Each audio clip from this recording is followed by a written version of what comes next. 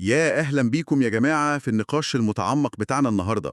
قبل ما ندخل في التفاصيل، يا ريت اللي بيشوفنا يعمل لايك ويشترك في القناة عشان يوصلكم كل جديد. النهاردة احنا بنفكك نص صريح وصادم جدا عن أزمة الخطوبة والاتهامات المتبادلة بين الشباب والبنات. أيوة فعلا النص ده لفت انتباهي جدا، لأنه بيوصف ظاهرة إخفاق مرعبة. ظاهرة إن الكل بيشتكي من الكل، وما بقاش مجرد حالات فردية، لا دي بقت قاعدة. بالظبط. تحس إن الشباب والبنات بقوا عاملين زي فريقين كورة بيلعبوا ضد بعض. كل فريق بيسجل أهداف في مرماه وبعدين يلف يشتم الفريق التاني. يعني المصدر اللي معانا النهاردة بيرصد اتهامات جاهزة. تلاقي البنات بتقول على الشباب أنطاع أو مش راجل. والناحية التانية برضه هتلاقي الشباب بيردوا باتهامات زي إن البنت عينها فارغة أو حربوقة، أو حتى بيستخدموا تصنيفات زي فيمينست ومتدثرة.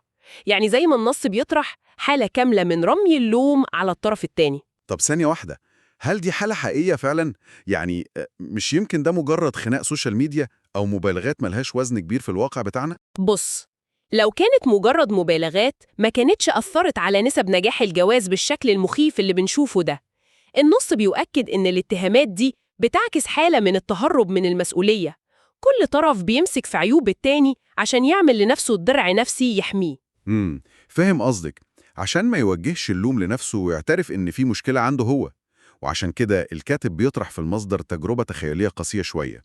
بيقول: تخيل لو بتدور على عريس لبنتك، بس بشرط يكون بره دايرة معارفك وأصدقائك المقربين. مش هتلاقي بسهولة خالص، وده بيدي البنات مبرر لشكواهم إن مفيش رجالة يعتمد عليهم.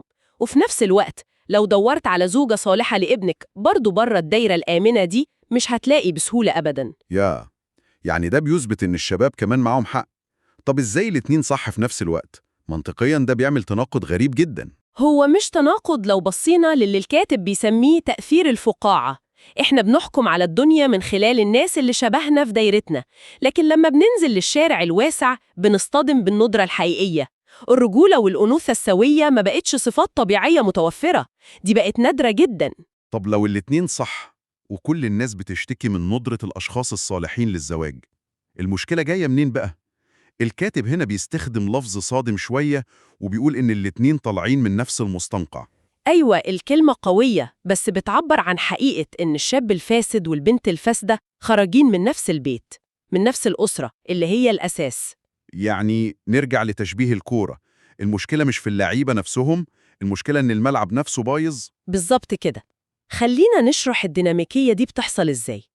تخيل أسرة فيها أب ضعيف متنازل عن دوره ومسؤولياته، وأم متسلطة أو سيئة الخلق. الابن هنا هيتشرب إيه؟ هيطلع شاب غير مسؤول طبعا، لأن الأب اللي هو المفروض قدوته غايب أو سلبي تماما. طب والبنت اللي بتتربى في نفس البيت دي إزاي بتتأثر؟ البنت بتفقد احترامها للرجولة عموماً، لأنها شايفة أبوها ضعيف، وبتاخد الأم كنموذج وحيد ليها. فبتتربى على إن الصوت العالي والسيطرة وانعدام الحياء هم أدوات البقاء. النتيجة إنها بتفقد أنوثتها السوية. صح جدا. يعني الأطفال بيستنسخوا ديناميكية القوة اللي شافوها في البيت. مستحيل أم بتطلع شاب فاقد للرجولة ننتظر منها تطلع بنت قمة في الرقة والحياء. عشان كده الخلاصة الصادمة اللي الكاتب بيوصل لها هي إن الكل محتاج يتربى ويتأدب من أول وجديد. الهدف من التحليل ده كله مش نشر الإحباط، بل توجيه البوصلة للمكان الصح بدل ما نضيع طاقتنا في اللوم المتبادل. وده بيغير طريقة التفكير تماما وبيخلينا نركز على الأساس. وهنا بتظهر أهمية إن الواحد يرجع لمصادر معرفية تدرس الأزمة دي بعمق وتدينا حلول. وعشان كده بدعوكم بقوة تتابعوا حلقات سلسلة قطوف حول الخطبة وسلسلة إزاي تدرس خطيبتك الموجودين على القناة هنا. أيوة السلاسل دي مهمة جداً، لأنها بتدي أدوات حقيقية للتعامل مع الواقع. الحل بيبدأ من التوقف عن لعب دور الضحية، وتوجيه التركيز لإصلاح النفس وفهم العيوب دي قبل بناء أسرة جديدة. وفي النهاية حابب أسيبكم مع فكرة مرعبة ومهمة في نفس الوقت تستحق التأمل. لو كانت البيئة والأسرة والمستنقع هم اللي بيشكلوا هوية الطرفين، إزاي يقدر الواحد يكسر الدايرة المفرغة دي وينظف نفسه قبل ما ياخد خطوة الخطبة؟ شاركونا في التعليقات. مين بيتحمل المسؤولية الأكبر في إصلاح الجيل؟ الأسرة ولا المجتمع؟ شكرا لكم.